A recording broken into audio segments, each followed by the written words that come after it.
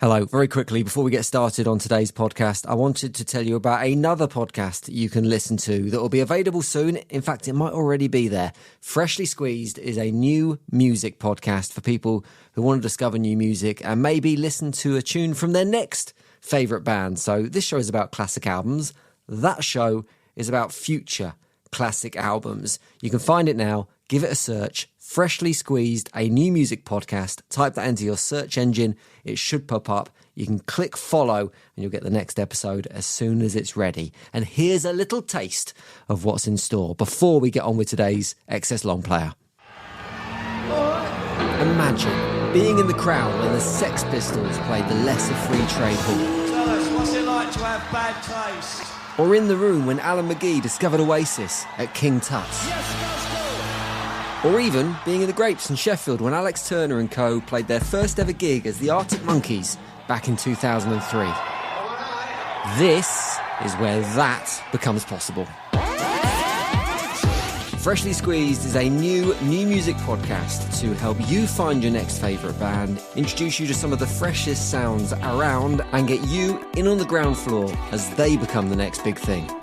Every week, I'll introduce you to 3 brand new artists making some of the best new music going and making waves both inside and outside the UK. Follow this podcast now wherever you're listening and get to the front of the queue. Manchester's indie rock and roll station, XS Manchester. The XS Manchester Long Player, an iconic album in full with Jim Salveson. XS Manchester.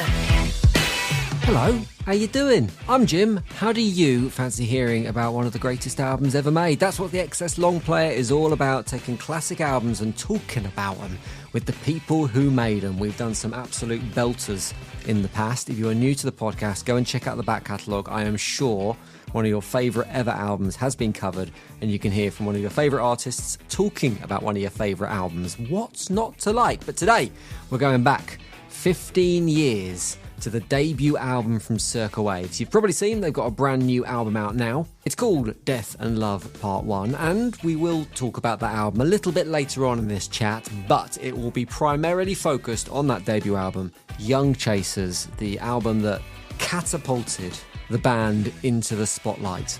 We cover off stuff like when the band realised they were going to be successful, the names they performed under before they became Circa Waves, just to keep everything a little bit on the lowdown, and how the Zipper, Zane Lowe, helped them get that success. It's all coming up on today's XS Long Player, as we talk about Circa Waves' debut album with the band's frontman, Kieran Shudall. Kieran, how you doing, mate? Yeah, I'm good, mate. I'm good. How are you? Yeah, I'm very good, thanks. So it's an exciting time for Circa Waves at the moment. Obviously, you've got the new album out now. We'll talk about that in a moment. But also, before we get into that stuff, I want to talk about a significant anniversary that is just round the corner. The debut album is going to be a decade old in just a few weeks' time. How does it feel at this stage, 10 years on from the release of your debut album? You've grown up a little bit. The album stayed with you. Does your relationship with those songs change over the course of 10 years? Yeah, I suppose so. It's like a diary entry from 10 years ago. So, if you imagine yourself, if you wrote in a diary 10 years ago, you read it back and you go, oh, some of that's a bit cringe. I mean, I obviously love it, and it was a huge, life-changing thing for me. But yeah, I do look back and go, God, that lyric's terrible, or like that melody could have been better. That's the kind of the brilliance of naivety and youth, I guess. So we're going to go right back through this album to the early days of Circa Waves, and we're going to start when Circa Waves was, well, it wasn't Circa Waves, but it was you alone in your bedroom making music. You'd been in bands before you started writing the songs for this new album. So was it a conscious decision at this stage to kind of be making music as ultimately a solo artist? I think just I've been in bands for about 10 years and to like sort of minimal success really. And I think I'd sort of got into a lot more shoegazy stuff that the band I was in at the time were a bit more straight down the line. And I was starting to listen to like My Bloody Valentine and a lot of more New Yorky bands like the Walkmen and the National and stuff like that. So I just kind of, on the side of my other band, started making these raw sort of New Yorky shoegazy demos. I was a rhythm guitarist in my old band, so I finally started singing and I thought it sounded good. So I eventually sort of put some stuff on blogs, and then it started to get a bit of attention. Yeah, well, it was online that the track started to get a little bit of traction, songs on SoundCloud that were getting listens and all that kind of thing. But I guess the thing that really changed it was when the Zipper, Same Low, played Young Chasers on Radio 1. It was his hottest record in the world at that point. And this was in the days where things like getting a play on Radio 1 could really change a band's fortunes. And off the back of that play, it feels like it went crazy for you. Did that feel like the turning point for you when you got that radio attention? Yeah, it was honestly, it was the craziest day of my life. I was working at a festival called Sound City. I was like stage managing, so I was lifting up amps and moving things around and making sure bands were getting on stage at time. And someone came up to me outside the venue that I was working at and said, "You've just been played on Zane Lowe twice. He's just played your track twice." And I was like, "What?" And I think she was a publisher, and she said, "Your life's going to change now." And I was like, "Oh God, okay." And the next day, I had like 50 phone calls from every record label, every Well, management company, every lawyer. So my head was blown off. I've been trying to do this for 12 years, very unsuccessfully, and then within one day, everyone wanted to sign me and stuff. So it was bonkers. so is that how it worked? It just came out of nowhere. You didn't like get an email or a text message so you could get like your mum listening in and stuff? No, I didn't know. I didn't know it was going to happen. There was a blog which Jen Long, who is a good friend, had, which was called Wait for the Click, I think. And she wrote about it in her blog, and she must have sent it to Radio 1, Zane Lowe's producer, but like unbeknown to me. And so they just sort of took it upon themselves to play it without getting in touch with me, which, I was fine with. So yeah. You previously said that Young Chasers took about 10 minutes to write. Does it seem strange that a song that came so quickly to you proved to be the turning point in your musical career? Yeah, well, I think a lot of people who write a lot of songs will probably attest to like the best songs being ones that poured out of them really quickly. It took 10 minutes to write, but it took me 15 years to be able to write a song in 10 minutes, if you know what I mean. Yeah, And it's also, there's like three chords in that song, so it's not like it's not Bohemian Rhapsody or anything. But I think, yeah, you sort of, the more you work on writing songs, the easier it becomes to write a song fast, I guess. So at this point, Circa Waves, it kind of got serious and you needed band members. So you brought on some other people into the band, other musicians. Were these guys that you had relationships with you in Liverpool, or was it like as simple as sticking an ad in the Enemy going, songwriter needs band members? How did that work out?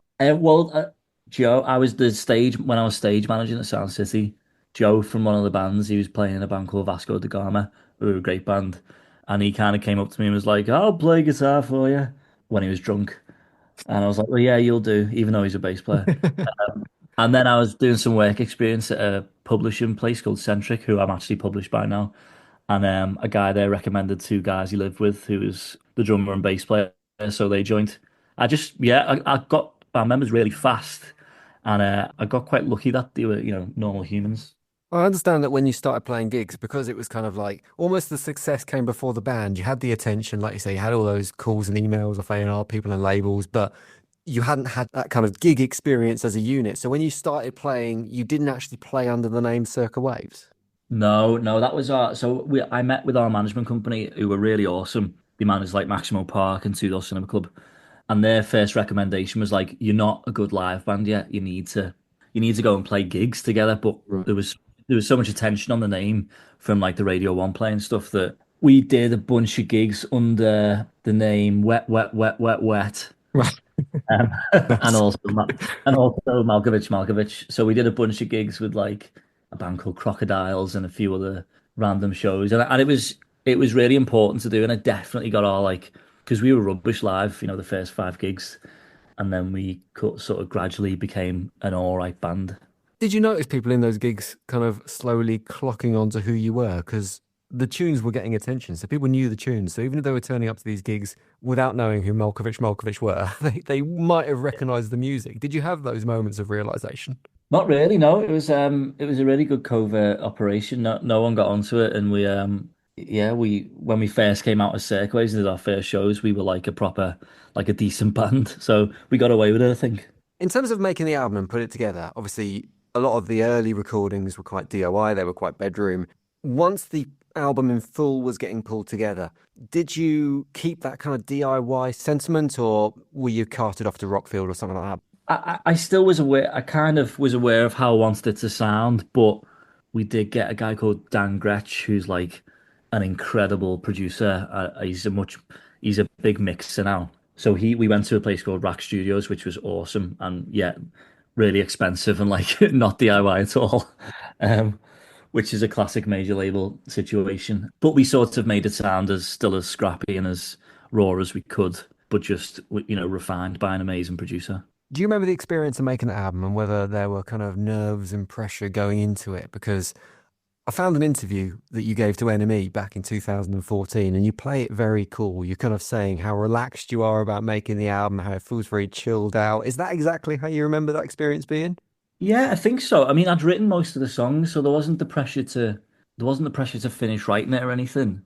I don't think T-shirt Weather was written before we went in, which is obviously the song that sort of propelled the record. Mm. Um, but no, I was pretty laid back. I think like I've been in unsuccessful bands for like 12 years, so I was like, this is just I can't really believe this is happening. If it all ends next week, then I'll just be back in the same situation I was in anyway. So I was pretty laid back about it. It's only as the band's gone on over time that it becomes more about trying to sustain and Mm. keep going, which is actually slightly more stressful than the first record. Well, at that stage, was it a band effort in the studio, or did it feel like Kieran and band, or was it kind of more collaborative than that, considering you'd been working on these songs for a couple of years beforehand? Well, it was in terms of like the playing of the record. Everyone played their parts, and everyone has their own style of playing. And Sean, our drummer at the time, had a style of drumming. Sam has a style of bass playing, and Joe has a style of guitar. So everyone adds their own feel. I mean, I wrote it all, but that's just because I was sort of on my Mm. own for like a year. You know what I mean? And I'm also a bit of a control freak when it comes to parts and stuff. There was a moment that in the interview I referenced when you talked to Enemy back in 2014, there was something you said in that interview that you said, "This is the moment we realized that we'd made it, that we were going to be successful." Do you remember what it was that made you realize that you were going to be successful? I have no idea. I don't remember saying that. I Cup don't know. holders in the splitter van was the answer you gave at the time. This is the first time we've had a proper split of on this gig. We talked about like for 10 minutes about cup holders in the band before, because this is our first fan with cup holders. And we were like, yes, we have cup holders. Oh yeah, That was the measure for success back in yeah, 2014. yeah. To be fair, I've been in bands for years and we've never had a cup holder in the van, so that was a big moment. I'm going to ask you to pick a couple of moments from this album, if that's cool in a moment. So there can be memories from making the record, there can be musical moments on the album that are special to you, whatever you like. But before that, I want to talk broadly more about how the album sounds, because I think this is quite a unique record from Liverpool in that I don't think this record sounds like it's from Liverpool. I think at the time you drew a load of comparisons to other kind of indie bands that were doing the rounds, Arctic Monkeys, Strokes, Vaccines, but I don't hear the city in the album. I'm just wondering whether you do hear those influences in this record. Not really. I suppose the closest thing to Liverpool is like there's harmonies across the record. On every chorus, Joe's doing a Mm. harmony. That's about as close to like the Beatles or any sort of Mersey beat thing going on. I think I was just really inspired by American music. I was listening to loads of like Beach Fossils and Surfer Blood and all these Mm. sort of American high school indie bands. But to me, I feel like that is, if you think about what the Beatles did, they listened to loads of American music and they made the sound of what they said. So to me, it's in a way it's closer to what they did than just copying like a Mersey beat sound. It almost feels more Liverpool to be inspired by America. Yeah. So yeah, I'm still am more inspired by American music than UK music, I'd say. We're going to talk about the new album in a moment, but first, pick me a couple of moments off this album. Like I said, they can be favorite tracks, they can be memories from putting the tracks down in the studio, anything you like. What would you like to highlight from your debut album? Yeah, well, I mean, I think a moment I always remember was we'd finished the record, mixed and mastered it, and everything that was all done. And then I was sort of free to write whatever I wanted then, and I wrote T-shirt weather, and I sent it to my A&R man at the time, which is a guy called Nick Burgess, who signed the Kooks and the Mm. Thrills and Blossoms and Churches. He's just one of these guys who's got a really good ear. And he, like, within 15 seconds of me sending it to him, he rang me up in his car and he was like, "This has got to be on the album." I was like, "Nick, it'll just go on the second record." And he was like, "You might not get a second record." I was like, "Oh, okay, sorry." So that was a moment where I was like, "Oh wow, we need to record this and put it on the record." And he was right; it became by far the biggest song on that album and the biggest song of our career. Did something get bumped for it? Because obviously it's a fairly longish album in terms of tracks anyway. So did something fall off the record in favor of T-shirt weather? You know what, I can't remember. I think we did like a deluxe record with like 16 songs on. I can't remember. I think like it was clearly like head and shoulders above like everything else on the record. So yeah, something probably just got kicked off, but it was probably a rubbish indie tune anyway. When you look back at the album, do you have a favorite track on it, one you're instantly drawn to? T-shirt weather is obviously one that has propelled us to where we are, and it changed our lives. It got us to tour around the world, and it's done amazing things for us. So that holds us, a strong place in my heart. There's a song called "Deserve This," which we sort of came up with in the studio and did it all together live, and that's a really laid back song. And I always think that's like a nice moment, which it never really gets like any attention, that song, but I still really love it. Before we do move on, this album went in at number 10, top 10 album charts, which when you look at the other bands that were kind of above you in the chart, just kind of underlines what an achievement that was. Do you remember who was above you in the album charts when you charted? Oh my God. There's 9 points up for grabs here. I want to know how many you can remember. I feel like was Ed Sheeran in the charts? Being, yeah, Ed Sheeran was there, number 4 with his album X. Yeah, he's a tough one to beat. I feel like there's someone like Mike and the Mechanics, or was that the second record when they No, no Mike and the Mechanics. or was it other bands or just like pop artists? I'd say there's one other band in there. The others are kind of poppy.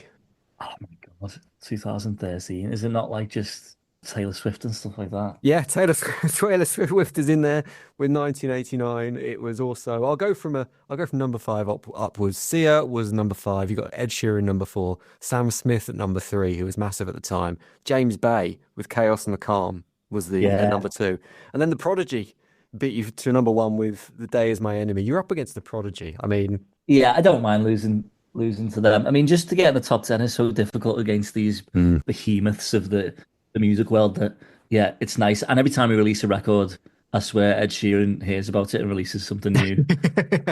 And then like he has 4 of his albums in the top 10 and they just absolutely kill us off. So let's move on to the new music. New album, Death and Love Part 1, is out now.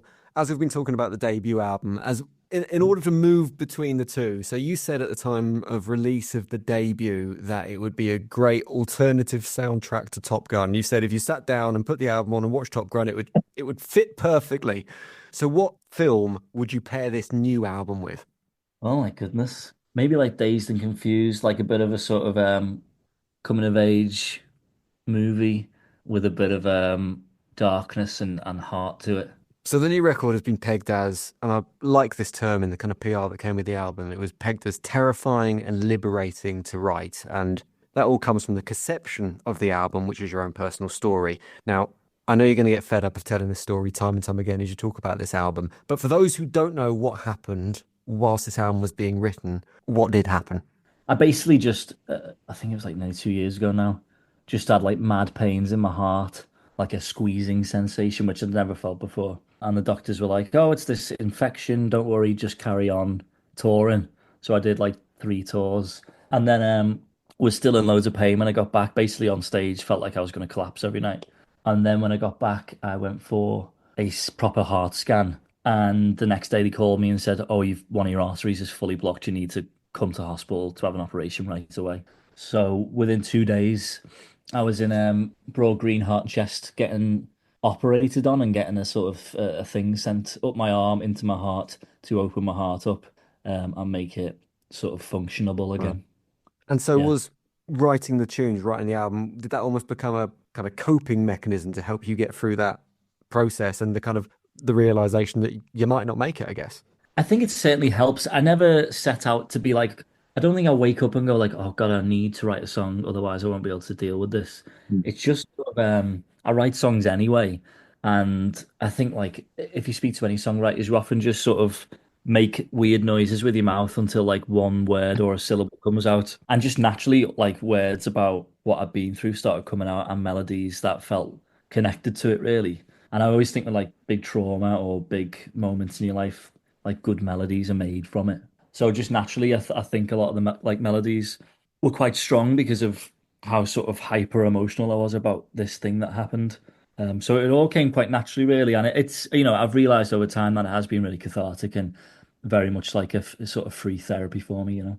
Did it surprise you what music came out of the scenario? Because it's a really optimistic record and it didn't necessarily need to go that way. Did that kind of make you realize something about yourself? Yeah, I think what makes me happy is like indie bangers. Like that's just if I'm gonna try and cheer myself up, it's not by writing sort of dreary, sad music. That's good every now and again, and there's definitely like one or two tracks on the record that are a bit like that. But I'm always trying to like G myself up, which I don't know. I feel like that is what I just how I cope, sort of smiling through it and trying to be happy to make myself feel better. You know, I don't know why really, but it seems to work for me. Did the experience make you think about how your previous work and how your future work will be regarded? Because I guess it's a reminder that what you're doing actually is at some point going to become your legacy. Yeah, actually, you know what? I don't try and think too much about stuff like that. And yeah, I think for me, like I realized a few albums ago that I just need to kind of put one foot in front of the other and just write songs every day. And if people like them, that's a really cool, like sort of byproduct of working hard. I think with anything in life, sort of whether it's making movies or making music or trying to get better as a songwriter or a producer, if you just do it every day, like you're washing your face, you know what I mean? If you just do it every day, you should get better because you're getting your sort of 10,000 hours in or whatever. And then if at the end of it, you know, in 20 years' time, you've got a good legacy of music behind you, then that's great. But trying to think of how to make a legacy or how to be successful is just too much of a head. Yeah. I'm just going to swear then, but I won't. You said a minute ago, the things that make you happy and the things that you were thinking about were being on nights out, dancing to big indie records. And you've said previously that you wanted this album to feel like those big indie records from bands like The Cure and The Smiths. Does it make you nostalgic for that type of night out? Because you've got kids yourself, and when they get to going out age, the chances are that these type of venues, they're not going to exist because they're slowly dying out. You know what? I don't think I could dance like I used to when I was 18 anyway. My sort of ideal night out now is just like the pub with my mates and, you know, sit around drinking pints and talking about music and golf and all that kind of stuff. But yeah, it makes me sad. Indie, like the idea of like an indie disco, which used to be so like prevalent when I was younger going out, there was like four every night. I don't even know where you would go in town for that now. So yeah, it's a shame really. Hopefully it there is enough of a wind in the sails of guitar music to keep that going for when my kid gets into it and all that. But yeah, it's guitar music is always sort of teetering on the edge of being extinct, and then someone comes along and revives it again. So the album is called Death and Love Part 1. Is there a part 2, or is it more a kind of statement as, look, there is more to come, this isn't over yet? Yeah, there's part two. Yeah, it's finished. We just Oh, finished well. mastering it now. I don't know what date it's out. I think it's in summer or something like that. I don't know. But yeah, it's all done. It's two sort of records all written at the same time, so it should all fit together as one masterpiece. Awesome. So more to come from Circa Waves soon. Kieran, awesome to chat to you. Good luck with the record, and thanks very much for your time on Excess Manchester. Yeah, thanks very much, Jim. Nice. The Excess Manchester Long Player, an iconic album in full with Jim Salveson. Excess Manchester. How cool was that? Great to talk to Kieran about the making of their debut album, Young Chasers, and also the brand new album, which if you've not listened to Death and Love Part 1 yet, it is brilliant. Make sure you listen to it before, as you heard, Part 2 arrives very soon. Do check out the back catalogue of this podcast because, like I say, we have no doubt covered some of your favourite albums. Some of the biggest albums of all time have been featured on the Excess Long Player, so go back and have a listen. There is more to come, hopefully, so keep your fingers crossed and make sure you're following this podcast for more. Plus, in a few days' time, there's going to be something else that I'm going to be able to tell you about on this podcast feed. If you're a lover of music, particularly new music, there is a podcast I would love it if you gave a listen to. More on that coming very soon. Cheers for your ears, thanks for listening, and I'll see you soon. The Excess Manchester Long Player, an iconic album in full with Jim Salveson. Excess Manchester.